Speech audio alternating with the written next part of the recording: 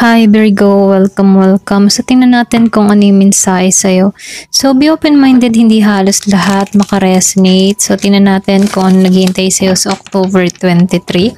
At ano yung pinaka gustong sabihin sa'yo ng card na to, okay? Start na tayo. Thank you nga po pala sa mga nagsusubscribe at sa mga bumabalik. Maraming pong salamat. Give me the message for Virgo.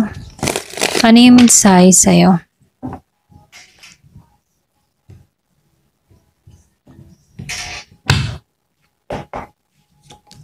So, lumabas yung King of Pentacles reverse and the Seven of Wands upright, the Lovers upright, Seven of Swords reverse.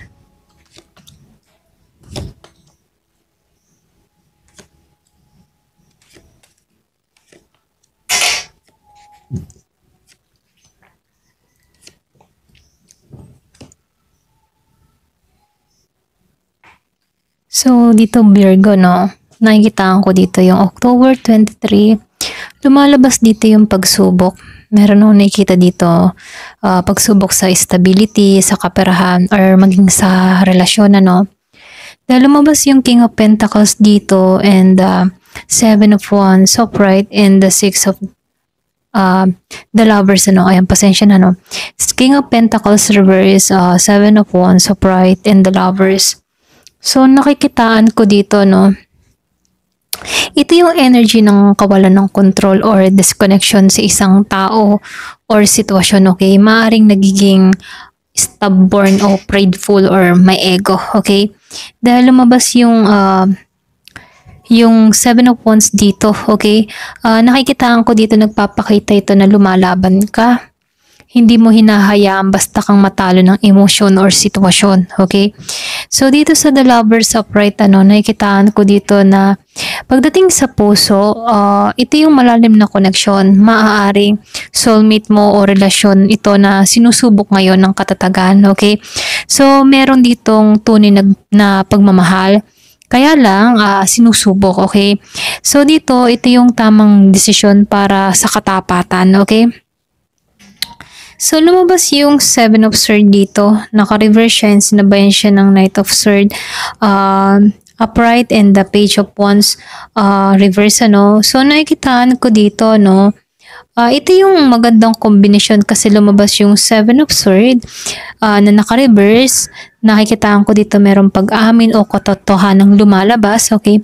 Maaring may isang tao na nagsisimula ng magsabi na ng totoo. Pwedeng ikaw mismo, okay Virgo, handa nang hanapin yung katotohanan kahit masakit. So dito sa Knight of Swords, nakikitaan ko dito mabilis na energy, maaaring bigla ang mensahe, confrontation, or pwede ring action mula sa isang tao.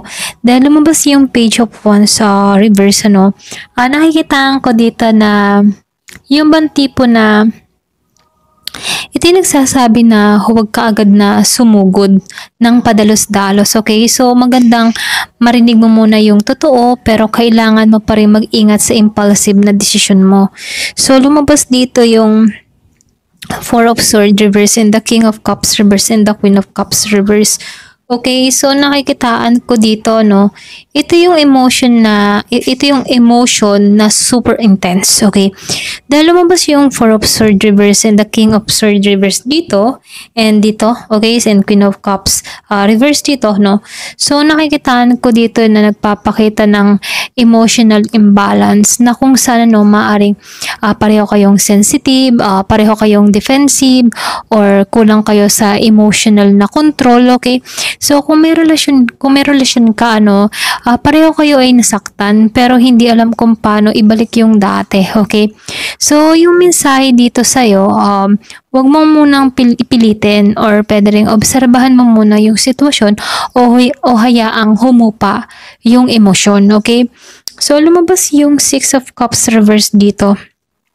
And the Eight of Swords reverse and the Ace of Pentacles reverse and Ace of Wands reverse. So nakikitaan ko dito, no, ito yung pinakamalakas na spread sa mensahe mo, Virgo, kasi nakikitaan ko dito yung pag-release ng nakaraan. Yung iba sa inyo, pwedeng maaaring may taong bumalik sa isip mo, pero ngayon unti-unti mo nang tinatanggap na hindi na kailangan bumalik sa dati. Okay, so nakikitaan ko rin dito, no, dahil lumabas tong 8 of Swords reverse, ito yung nangangahulugan ng paglaya, or pwedeng tinatanggalan mo na dito yung pagiging mong overthinking sa sitwasyon na kinakaharap nyo. Okay, so nakikitaan ko rin dito, at dahil dalawang ace ang lumabas, Ace of Pentacles and Ace of Wands, ano, lumalabas na may bagong simula, na hindi yung man tipong lumalabas yung bagong simula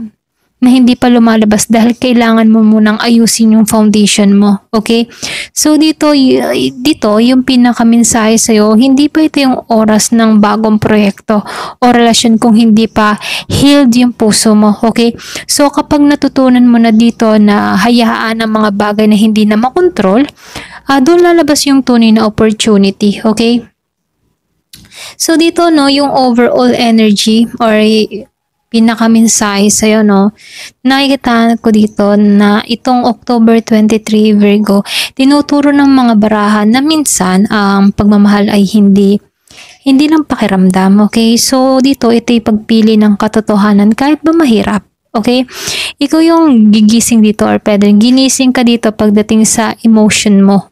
At unti-unti mong marirealize kung sino ba yung totoo at sino yung hindi mo kailangang habulin dito. Okay, so dito nakikitahan ko dito yung paghilo muna bago sa simula. Iyon yung susi para sa success mo sa mga susunod na linggo. Okay, ayan, hanggang dito na lamang po. Thank you for watching. Love and peace.